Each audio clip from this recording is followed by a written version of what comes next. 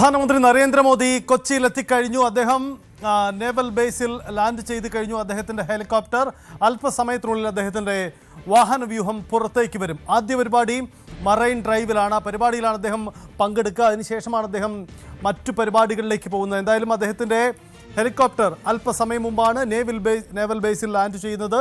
അദ്ദേഹം ഉടൻ തന്നെ പുറത്തേക്ക് വരുമെന്നതാണ് പ്രധാനപ്പെട്ട കാര്യം. എന്തായാലും ഒരു കാര്യം വ്യക്തമാണ്, ധീവരസഭയുടെ പരിപാടിയിൽ പ്രധാനമന്ത്രി പങ്കെടുക്കുമ്പോൾ അദ്ദേഹം പറയാൻ പോകുന്ന രാഷ്ട്രീയം എന്താണ്? ഇന്നലെ പ്രധാനമന്ത്രി ട്വീറ്റ് ചെയ്തത് ഇങ്ങനെയാണ്: സഭ നടത്തുന്ന പരിപാടികൾ വളരെ നിർണായകമാണ്, അവരുടെ പരിപാടിയിൽ പങ്കെടുക്കുന്നതിൽ തനിക്ക് സന്തോഷമുണ്ട് എന്ന് അദ്ദേഹം പറയുന്നു. അപ്പോൾ അദ്ദേഹം പറയാൻ പോകുന്ന രാഷ്ട്രീയം എന്താണ്?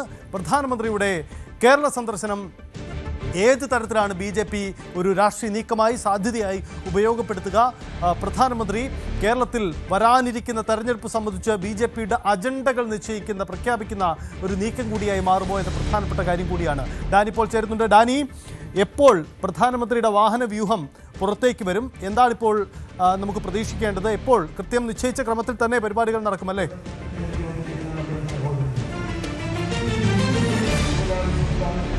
സജിത്ത് നേരത്തെ തീരുമാനിച്ച അതേ സമയക്രമത്തിൽ തന്നെയാണ് ഇപ്പോൾ കാര്യങ്ങൾ മുന്നോട്ട് പോകുന്നത്. 12:30 അദ്ദേഹം ഇവിടെ എത്തും എന്ന് തന്നെയാണ് പ്രതീക്ഷിക്കുന്നത്. വൈകാതെ തന്നെ ഇതിപ്പോൾ നാവികസേന ആസ്ഥാനത്ത് എത്തിയിട്ടുണ്ടെങ്കിൽ ഏറെ വൈകാതെ തന്നെ ഇവിടേക്ക് വന്നേക്കും. ആ രീതിയിൽ തന്നെ ഒരു ക്രമീകരണങ്ങൾ ഒരുക്കിയിരിക്കുന്നു. പൂർണ്ണമായും തന്നെയും ഇവിടെ പോലീസിൻ്റെയും അതോടൊപ്പം തന്നെ NSGയുടെയും എല്ലാം തന്നെ നിയന്ത്രണത്തിലേക്ക് ഈ റോഡ്, അതോടൊപ്പം തന്നെയുള്ള പരിസരങ്ങൾ, ഇവിടെ നിയന്ത്രണം, ബാരിക്കേഡിന് ഇപ്പുറം ആളുകൾ പോകുന്നതിനടക്കമുള്ള ഒരു നിയന്ത്രണങ്ങളുണ്ട്. അതിൽ പോലീസിൻ്റേതായ നിരീക്ഷണങ്ങളുണ്ട്. ആ രീതിയിൽ നിർദ്ദേശങ്ങൾ ആളുകളോട് പറയുന്നുണ്ട്.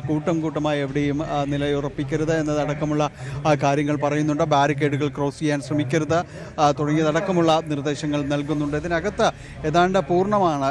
25,000-ഓളം പേരെന്ന രീതിയിൽ കസേരകൾ ഒരുക്കിയിരിക്കുന്നത് പൂർണ്ണമായും തന്നെ എത്തിയിട്ടുണ്ട് എന്ന് തന്നെയാണ് മനസ്സിലാക്കാനായിട്ട് സാധിക്കുന്നത്.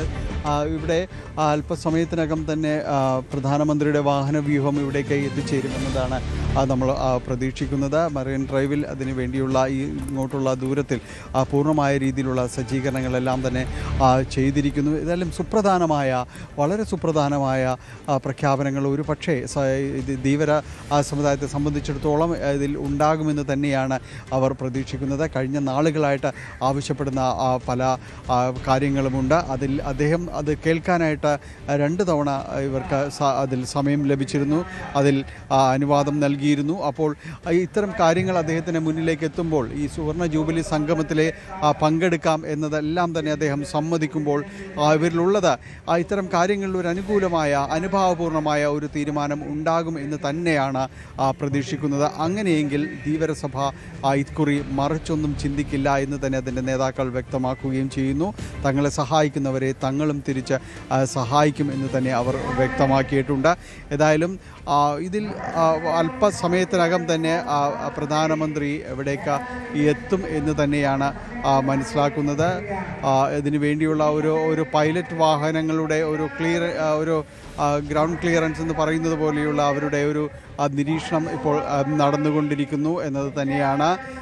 വൈകാതെ നെടുമ്പാശ്ശേരിയിൽ നിന്ന് നാവികാസ്ഥാനത്തേക്ക് അദ്ദേഹം ഹെലികോപ്റ്ററിലേക്ക് ഇവിടേക്ക് എത്തി. ഇതിന് ശേഷം ഇപ്പോൾ കൂടുതലായും തന്നെയും വളരെ പെട്ടെന്ന് ഇവിടേക്ക് വന്നു ചേരും എന്ന് തന്നെയാണ് പ്രതീക്ഷിക്കുന്നത്. ഈ രീതിയിലുള്ള ഒരു തിരക്ക് എല്ലാം തന്നെയും അനുഭവപ്പെടുന്നുണ്ട്. ബാരിക്കേഡിന് ഇപ്പുറത്തെ വശം, മറൈൻ ഡ്രൈവിൻ്റെ സമ്മേളനം നടക്കുന്ന ബാരിക്കേഡിന് തൊട്ട് ഇപ്പുറമുള്ള വശത്തേക്ക് ആളുകൾ അതിന് എല്ലാം തന്നെ ആ സ്ഥലങ്ങളെല്ലാം തന്നെ ആളുകൾ ഇവിടേക്ക് നിറഞ്ഞിരിക്കുന്നു. നല്ല വെയിൽ, കടുത്ത ചൂട് ഇതെല്ലാം തന്നെയുണ്ട്. എങ്കിൽ കൂടിയും പ്രധാനമന്ത്രിക്ക് ഒരു അഭിവാദ്യം പറയുക, അദ്ദേഹത്തിനെ അഭിവാദ്യം ചെയ്യുക എന്നതെല്ലാം തന്നെയാണ് മുന്നിൽ കാണുന്നത്. ആ രീതിയിലുള്ള ഇപ്പുറത്തേക്ക് ബാരിക്കേഡിനിപ്പുറം എല്ലാം തന്നെയും ആളുകൾ കാണാൻ വേണ്ടി തയ്യാറെടുത്ത് നിൽക്കുന്നു എന്നത് തന്നെയാണ് ഉള്ളത്. നിങ്ങൾ എവിടെ നിന്നാണ് വരുന്നത്? ഞങ്ങൾ എല്ലായിടത്തു നിന്ന് വരുന്നതാണ്. പ്രധാനമന്ത്രി വന്ന് കാണണം. പിന്നെ ഞങ്ങൾ ധീവരസഭയുടെ സമ്മേളനമല്ല, അതുകൊണ്ട് വന്നതാണ്. തിരക്ക് കൂടി പോയി, ഭയങ്കര തിരക്കായി പോയി, അതുകൊണ്ടാണ് കയറാൻ പറ്റിയില്ല. വളരെ ഒരു ജൂബിലി സംഗമം, ജൂബിലി സമ്മേളനമാണ്. ഒരു വർഷം നീണ്ടുന്ന ആഘോഷങ്ങൾ സമാപിക്കാനാണ്. ഒരു വർഷം നീണ്ടുന്നിട്ട് ഇന്ന് സമാപനമാണ് നടക്കുന്നത്. പിന്നെ ഞങ്ങൾ ഒരു സാമുദായിക സംഘടനയിലെ ഒരു പ്രധാനമന്ത്രി പങ്കെടുക്കുക, അതും ഞങ്ങൾക്കൊരു അഭിമാനമായൊരു കാര്യമാണ്. നിമിഷമാണ് അതിനുവേണ്ടി കാത്തിരിക്കുകയാണ്. ഏതെങ്കിലും രീതിയിലൊരു പ്രഖ്യാപനങ്ങളൊക്കെ പ്രതീക്ഷിക്കുന്നുണ്ട്, തീർച്ചയായിട്ടും പ്രതീക്ഷിക്കുന്നുണ്ട്.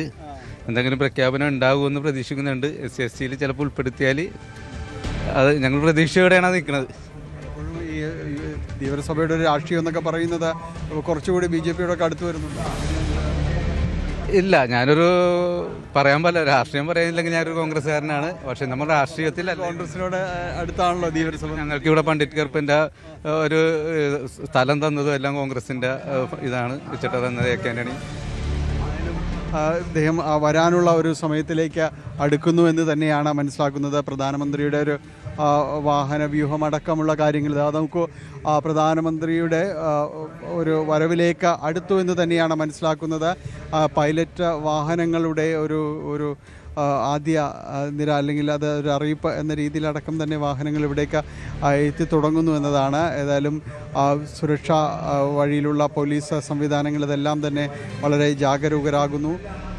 വൈകാതെ ഇവിടേക്ക് എത്തിച്ചേരുമെന്ന രീതിയിലേക്കാണ് ഇവിടേക്കുള്ള ഒരു അറിയിപ്പ് അടക്കമുള്ള കാര്യങ്ങൾ വന്നിരിക്കുന്നത്. വൈകാതെ ഇവിടേക്ക് പ്രധാനമന്ത്രി എത്തും എന്ന പ്രതീക്ഷയിൽ തന്നെയാണ് എല്ലാവരും കാത്തു നിൽക്കുന്നത്. ഏതായാലും അകത്ത് നടക്കുന്ന സമ്മേളനം അത് കൃത്യസമയത്ത് തന്നെ അത് തുടങ്ങുകയും ചെയ്തു.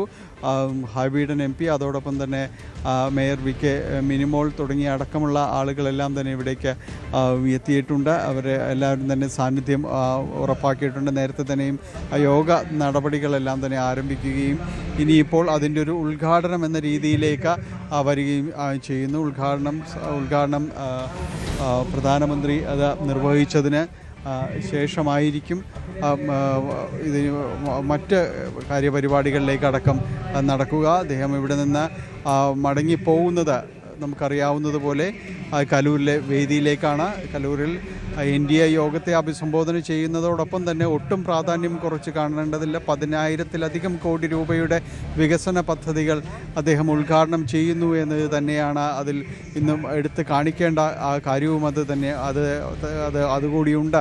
കാരണം അത് വിവിധ പദ്ധതികളുടെ കേന്ദ്ര പദ്ധതികളുടെ അടക്കമുള്ള ആ ഒരു ഉദ്ഘാടനം അദ്ദേഹം നിർവഹിക്കുകയും ചെയ്യും. കലൂരിൽ അതിൽ വേദി അതിനെ സജ്ജമാക്കിയിരിക്കുകയും ചെയ്യുന്നുണ്ട്.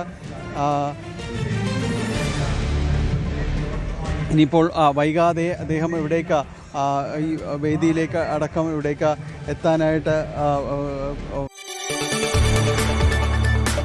കൂടുതൽ വാർത്തകൾക്ക് News 18 Keralam YouTube channel subscribe ചെയ്യുക.